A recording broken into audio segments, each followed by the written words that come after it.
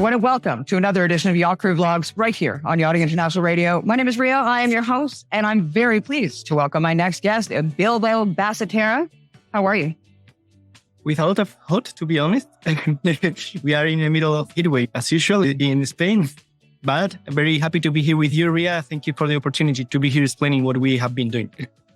Yes, I'm going to say to all my guests out there, if you don't recognize him, you probably should. He's been in every single newspaper across the face of the planet as of recently, as well as broadcast video. I think the video has gone viral. He is a co-founder of Futura Vegetal. And yeah, tell us a little bit about your foundation. We are a civil disobedience collective. What we are trying to do is to face the climate crisis using civil disobedience to create a problem for the governments that they have to solve. If we think that if we have enough people just messing around the whole time, they cannot put us all in jail. So they have to find other ways to solve this situation. So what we're trying to do is to create this problem because we are facing a so much bigger problem. Yeah, we are trying to mitigate the impact of the climate crisis. Here in Spain, what we are suffering already is an enormous drought. We have been in a drought situation for 2.5 years already. In the topic of Futura Vegetal, normally is the industrial farming, the animal farming especially, because here in Spain, we are known as the farm of Europe because we are producing a lot of meat, especially for France and for China, which doesn't make too much sense, having in consideration that we are a country that doesn't have a lot of water. So what we are trying to do normally is to force the government to take all the subsidies that are currently being to the industrial farming, which is actually led by a bunch of 4 or 5 families very wealthy, and to put this money into the promotion of alternatives more responsible with the environment, with the people also who are living in the territory, based on plant-based, because it's what basically is because what scientists say, that we have to change our diets also. But currently we have been leading a week of actions in Ibiza that was promoted by Extinction Rebellion. I noticed that since you started hitting social media, et cetera, it was mainly targeted at, for example, restaurants and that kind of thing. And it just seems like this spring, you came over and joined Extinction Rebellion in sort of a bigger fight, as it were. And they have a name for this campaign. The campaign is called Yachts and Yachts. The party is over. I think it's a very cool name, by the way. They were asking people to come to the island, to Ibiza, to do actions against this kind of industry of the luxury tourism.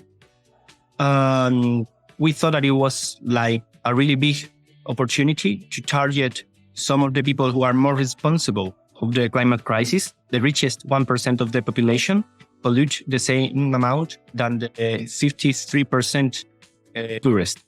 So it's obviously that there is some kind of responsibility for what they are doing that is harming everyone. And we saw this opportunity to come here. And to be honest, it's Ibiza, it's summer. Okay, it looked like a good idea. And we hope that it was going to have a lot of repercussion in social media, in the newspapers, etc. We couldn't imagine this repercussion. We have been in newspapers all around the world. It's been really crazy. Well, it's like, who can disagree with some people targeting really privileged people, a small amount of people who are destroying the world? When you are targeting all the meat industry, there are a lot of people who doesn't understand, who thinks that what you're trying to do is to turn them vegan. So they take it as an attack to them. But then we saw this opportunity of going against a small amount of very wealthy people that are destroying the common beings in the world. And we thought, okay, this is going to make us earn some sympathy from the people, because when you speak with the general public, no one agrees with what the rich people are doing to the world. Some of the comments that I saw across social media was that you're a bunch of people that have nothing better to do than live off a system that's giving you welfare money or social money or whatever, and you're just damaging other people's things because you're not busy enough. What do you say to that? Actually, I'm a lawyer, and the woman that made the action of the mega yacht with me is a doctor. So we have our own jobs and we can live our lives and look to the other things. I understand that there are some kind of pressure from the media and from the society put on the normal people in the working class to become some kind of mega rich. Everyone wants to have a mega yacht and everyone wants to have a jet and all this kind of stuff. So I understand that there are some people who don't understand what we are doing and they take this like also as a little bit as an attack because they think, no, when I have my mega yacht, I don't want some stupid guy to come here with me. I can understand that. But the real thing is that they are not going to be ever the owners of a mega yacht. It's reserved for a little amount of people in the world. It's logical. We don't have enough resources to provide mega yachts to everyone. When you see these kind of comments, it's quite sad because you see people going against someone who is fighting and being exposed to prison, to violence, to a lot of stuff that are quite difficult to process. And they are charging against them, instead of going against the ones who are putting them in a shitty situation. So it's quite sad, actually. Do you find that there's a lot of hypocrisy when it comes to climate change? Leonardo DiCaprio, for example, in 2017, he was named a United Nations Messenger of Peace with a special focus on climate change. And in the past 2 years alone, from what I can see, he has been on a yacht for a few months at the very least. And this certain yacht, just for example, produces as much carbon by sailing 7 miles as an average car does in an entire year. Now, on top of that, he is also flying to and from his yacht, I think on the Italian coast at the moment, by a helicopter to go to dinner every night. Do you think that the UN is doing the right thing? Do you think that we as people are just sheeple? Are we not thinking? Why do we accept this kind of behavior and why is it allowed to go on? And why is it celebrated for that matter? That's a good question. I think that we accept this kind of behaviors because it's been quite normalized. The working class is used to see rich people doing whatever they want. And we say, okay, no, they're rich people. They can do what they want. Actually, we have a lot of comments on Twitter saying, hey, respect private property. If I have money and I want to buy a mega yacht, I can buy it. And it's okay. I understand that if you want to have your house, it's normal that everyone respects your house or your vehicle or something like that. But these super rich people, if they have a mega yacht, it's because there are a lot of people who are suffering from other situations, so they can afford that. That's not fair. That's not logic. Regarding all the hypocrisy around the climate change, obviously, DiCaprio and all these people have a lot of responsibility, but for me, it's more harmful the hypocrisy of the governments. They are saying that they are doing actions against the climate change. Surprise, it's a lie. When you see what the science are asking them to do and what they are doing, they are not even trying. What they are doing is to put some kind of makeup so they can say, no, we are doing some stuff. You can see we are promoting the electric car. Okay, the electric car also consumes a lot of resources. Also, it means a lot of suffering in the mines and etc. It's also promoting the cars industry that has become very wealthy because of the climate change. In the end, what they just doing is bringing money to our enormous corporation that has a lot of responsibility in climate change. They are not promoting people to have a more sustainable life. They are not trying to make the working class people to have more ways of enjoying their free time rather than going to a supermarket. It's like, maybe we should all just stop for a while and talk to each other and realize that we have an enormous problem with our political class, with the rich ones, and say, okay, if we are more than them, why are we still supporting all of this? That brings it over to government. Now, The Western world is known as having either a capitalist government or a democracy. Now, democracy is people ruled by people. Capitalism is the ability to make as much and buy as much as you possibly want. They're two sort of separate forms of government, and there's a little bit more that goes into it, but let's keep it short and simple. And then there's a plutocracy. Now, do you think that we are at the stage of a plutocracy where a government is bought and paid for, the decisions are being made straight across the Western world, where taxes are being implemented that benefit the wealthy, that enable them to legally have tax evasion, that enable them to literally, in a lot of places, pay zero tax? In doing some of the research, I saw there's a new word that's come out of the United States. It's called philanthrocapitalism.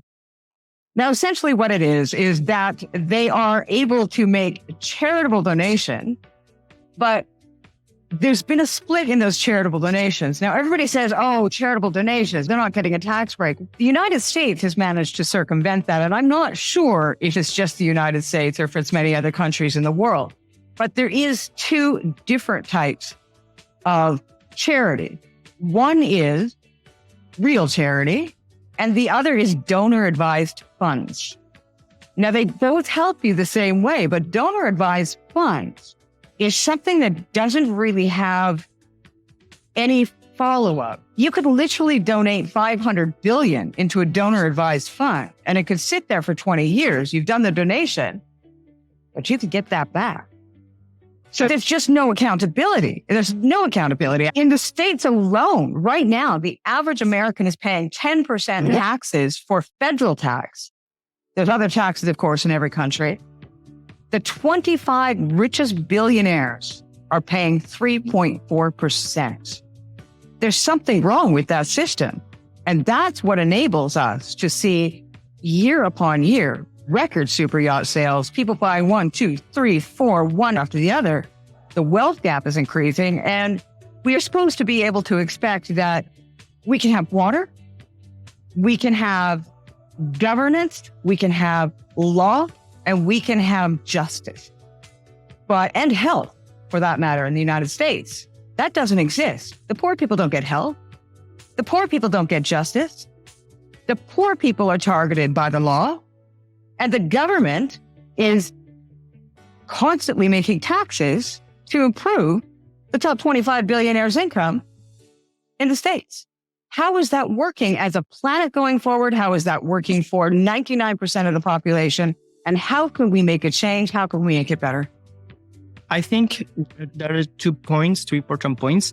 First of all, is that while we are living in an economic system where we prioritize to just make profits constantly at any cost, you cannot have democracy, because then what you are legitimizing is that big companies, the big polluters also, will be paying the politicians to do what they want, because here the rule is the strongest one. I have to grow constantly, so the people who are putting money here they will continue putting money, etc. So this is one of the first problems. We cannot have democracy if we have an economic system that is giving prices to the people who are the wealthiest.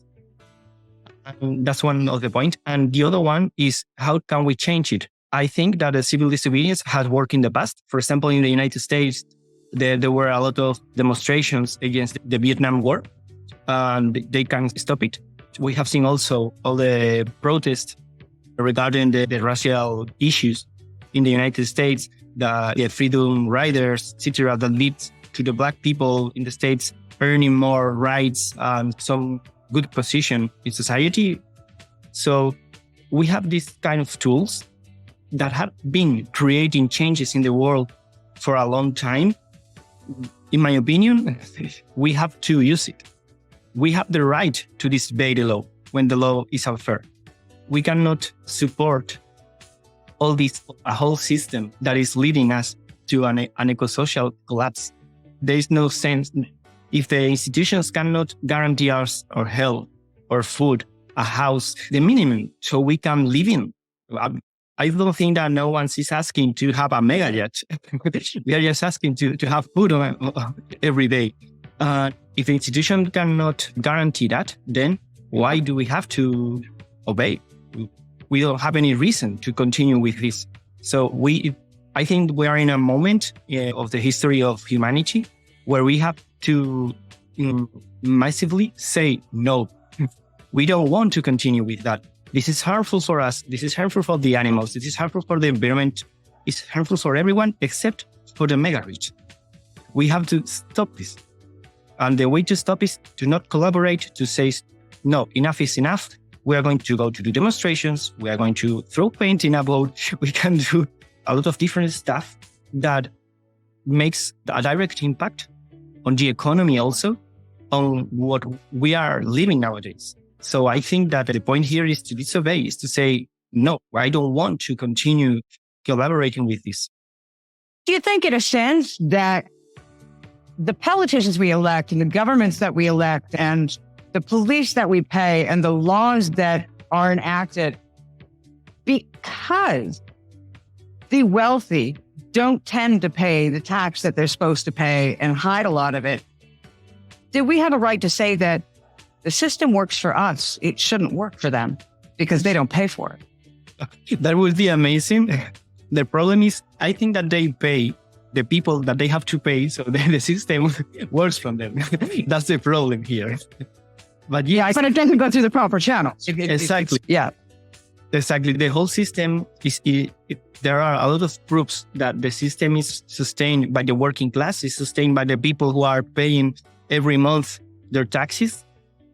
But then we have some influent people that are being paid by corporations, by big pharma, by whatever. And they are doing what they want to do. And that's not sustainable because people are going to get angry and more angry every year. So there will be a point, all the French Revolution, all this stuff, the kind of behavior is the same. There are rich people, powerful people who are doing what they want. They are putting us in situations that are horrible.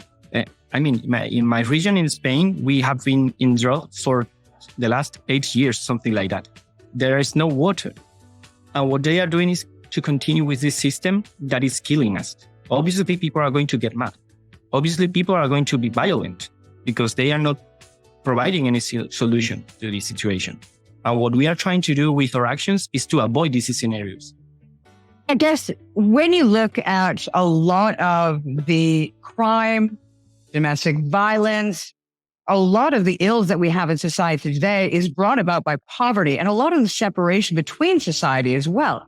Looking for someone to blame for a certain situation. If we are homeless, we've got to find somebody to blame for that. Now, it's not so easy to blame Walmart heiress floating out in Ibiza, but we could probably blame that person that maybe got a job because of affirmative action. Or so we think, right? Not that it's a fact, or it has a bearing on it, but it's almost as if the media and society is feeding us this so that we fight against each other instead of rising up as one to fight what we really should be fighting for. I think it's quite interesting because I don't think that we have to look for someone to blame on this. There is a whole system, an economic and political system, which is responsible for the situation that we have. So what we have to do is not just going and saying, hey, this rich guy is the responsible for this, because the rich guy is just living in the system. They have a lot of money and they are using it to promote the system. This is obvious, but they are not even responsible for this. But I think that is some kind of collective responsibility of sustaining this system. We, the people, have the power. We have the opportunity to say, okay, if this system isn't working for us, if we don't want this system, then we have the opportunity to just talk to each other and make decisions like in a community. Like if we were equal and we weren't being pressured by a whole system to make some stuff, then we just have to decide what we want to do, how we want to take decisions, if we want a president or if we want to make the decisions all together, if we want to be part of a larger community or a smaller one, if we want to have people dying in our borders because some economic interest, or if we want to get the people who are trying to go through the borders and give them some water and food and say, hey, guy, just relax. We are going to take care of you. It's like we can decide on what we are going to do. We can decide on what kind of society do we want, and we can work to get that society. There is no need to continue playing this fake theater that we are doing, this fake play, where we are just living to sustain the privilege of a small wealthy class. We can just say no. We can just say, no, I want to work with the people who I want to work on, the things that I want to work to make a better world. Obviously, this is going to have costs. We know that when the rich people, that the powerful people see other ones trying to self-organize, to live in another system, they send the police, they send obvious.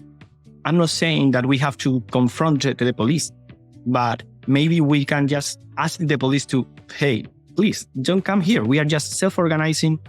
I'm pretty sure that you have better things to do. Self-organize yourself also. Say no to the ones that are giving you orders that you don't like. I think we are a global society, and we are, as a global society, quickly heading to a mass extinction, realistically. Yeah. This is what the science is saying. And it's very clear about this.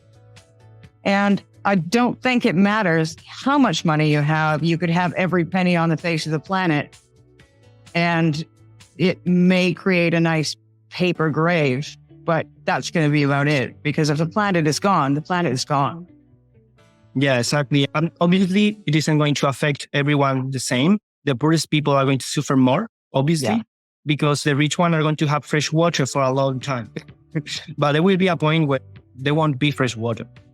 We already see the effects. And right now, you take a look at the stats and you look around the world, and it is the areas that are the richest that are still feeling like they're having a bit of an extended summer vacation. Whereas the poorest people and the countries, some of these countries have zero carbon output, are suffering the most and dying already as a result. There's really an imbalance there, I think, environmentally, not just wealth, but environmentally. Yeah, we have seen people dying of hunger in Madagascar, wars in Iraq because they didn't have fresh water. For example, even not going so far from me, in my region in Spain, I'm from the south of Spain, from Andalusia, is one of the regions in Europe that is being more affected by the climate crisis. I have all my friends who came from Andalusia. We are going to the north because we are seeing what is coming, and we are afraid of it. There is no point at all on me not being able to live where I was born with my family, with my friends, because of the climate crisis is come on, people, we have to do something. We can do it better. Yeah. What can we expect in the future then? We are not going to stop. I'm pretty sure. I can speak from Extinction Rebellion, but I think they feel the same. But Futura Vegetal is going to continue doing what we have been doing, installating more if it's necessary, so we can at least try to face the situation that we are living in. We cannot just look away and act like nothing is happening. It's already happening. We are already suffering from this. We have to stop it. We have to do whatever we can to say enough is enough. So let me ask you, you were arrested the other day. How many times have you been arrested now? And are you looking at ongoing court cases? Good thing you're a lawyer. I've been arrested only 3 times, because when I say I'm a lawyer, normally the police says, okay, we are not going to arrest you. But I have been arrested 3 times. Obviously, the 3 times because of protest. Obviously, it's scary. I don't want to be in a trial. I don't want to be charged because what I'm doing, first of all, I think it's legal. We are just exercising our right to protest. And besides that, even if it were illegal, what we are trying to do is the good for the people. It's not like I'm stealing or committing fraud or something like that.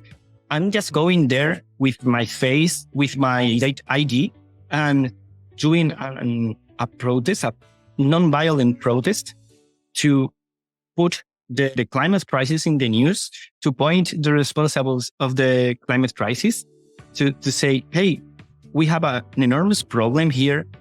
We have to organize, we have to stop this situation before it goes even worse. I don't see the point on putting good people that are doing no harm to anyone, not even the owner of the mega yacht. The paint is easy removable. Into one thing that somebody said too, the paint that you're using is not harmful for the environment, is it? Yeah. We take a lot of care. Always we do an action. We always use, I don't know the name of this paint in English, but it's ecological and easy removable paint. We don't want to cause any harm. What we want to do is to protect in a non-violent way and take the opportunity to be in the news or in spaces like this to explain what we have been suffering. Is there an end to this until you start seeing things change? There are really people in almost every country doing protests, acting as we are acting. We are really scared. We have seen draws in France. It's not even in Spain that we are used to. It's in France, it's in Germany. The situation is really crazy. It's really, sorry for the expression, but it's really fucked up. And the governments are not doing anything. And so it's normal that the people are going further and further. We need to stop that. So obviously we are going to continue doing our best to stop it. I was actually at one of the very first Extinction Rebellion events or protests here in Palma 5 years ago.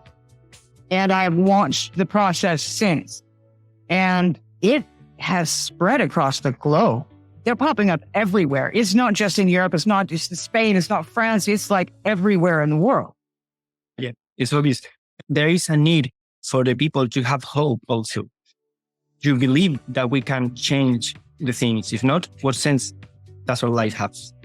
So people are seeing in Extinction Rebellion and all these movements like Futura Vegetal or Just Stop Oil, etc., some kind of hope that they can say no to what is happening, that they can do something to improve the way we are living.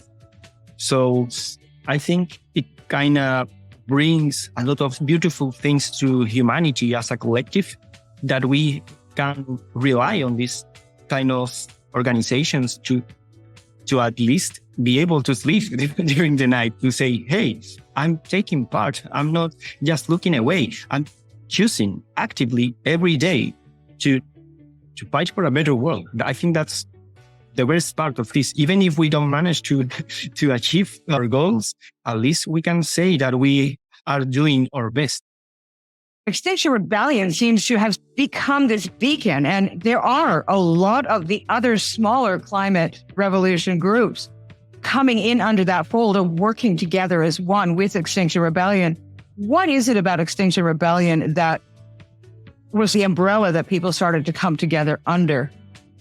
I think that they have all these principles and values that almost everyone can agree with them. Being non-violent, practicing regenerative culture. Like, it's not just, hey, I want to go to protest against this, and we go do an action, and then each one of us goes to the houses and then forget about everything.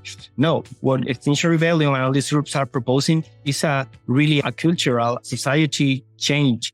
Is taking in consideration what's important for us and implementing it in our lives. It's like putting the focus on, first of all, on you, then on the community, then on what you are going to do, the action that you're going to take with the community, and then the whole world. So it's changing this mentality of seeking your own profit, how being like this kind of shark of Wall Street and all this stuff. Instead of putting the objective on this, they are putting the goal on being part of a community, of being resilient, of loving each other, of having a better way of life, I think. At least in my opinion, for me. Do you have any idea what the numbers are at this stage as it grows bigger and bigger? In Futura Vegetal, we started just 1 year ago with 5 or 6 people. Currently, we are around 40 people working as a volunteer daily. Then we have around 300 people who are usually doing actions with us. So we're growing a lot also. We're here in Spain. It's for Extinction Rebellion. I'm not sure, but I think they were around more than 100 countries in the world. So I can say how many people are in Extinction Rebellion. If the party is going to be over and you've got 100,000 people strong right now, and it's still growing. Yeah. Then there's some thinking that needs to be done and some looking that needs to be done and perhaps some talking that needs to be done in order to make the change that needs to make life better for the planet as a whole. I have no doubt that the people has the power to change the things. Even if we cannot control the climate crisis because we have already went too far, we can decide how are we going to live the worst part of this. And in the end, all these movements like Futura Vegetal or Just Oil or Extinction Rebellion, what we are proposing is to give the power to the people to choose how they want to live this. So obviously, we are going to have a lot of conversations. We are already having a lot of conversations. And where do you imagine yourself in 1 year or in 2 years or in 5 years? Everyone is kind of learning and reflecting about this. You can see that the climate activists are learning a lot, not only about climate, not only about protest, but also a lot about themselves. We are facing a mass extinction. We are facing a suffering as we cannot imagine. And still, we have the capacity to learn and to decide how we want to live all these painful events. I think this is quite not only interesting that we as a species has this ability, but also kind of beautiful. Even in the worst moment of our species, we are still able of creating beauty. You're coming together as one in a cause that you believe in, and that isn't something that people tend to do anymore. Yep. I have to say thank you very much for your time. I really do appreciate it, and for letting the audience out there know what the purpose is behind it, because I think sometimes we tend to be very judgmental, and we come from a place of personal opinion and personal feeling. And the prime example is the stories on social media about a bunch of hippies living off the system, and it turns out the co-founders are a doctor and a lawyer. That kind of puts that to rest, doesn't it? So I think there's a shift coming, and I think we're seeing a change. It is a generational change, and it's a generation that's coming up and saying, hey, we want our chance to live. We want our chance to eat. We want our chance to drink water. We want our chance to have children and have a future. So we're going to have to change it because the older generations aren't doing it for us. Yeah, we couldn't choose the situation where we are living in. And we don't want to deal with the shit other generations did. We want an opportunity to decide how do we want to live with the world that we have. Bilbo Bassaterra from Futura Vegetal. And of course, with the Extinction Rebellion, I hope that we've shed some light on the fact that you're not some crazy hippie and you do have a purpose. Some people might think it's misguided. Others might not. But we all have a right to our own opinions, and I do appreciate having an intellectual conversation with you about it. I wish you the best of luck. I want to say thank you to everyone out there for tuning in. You've been watching another edition of Yacht Crew Vlogs right here on Yachting International Radio. My name is Ria. I have been your host. We'll see you again next time.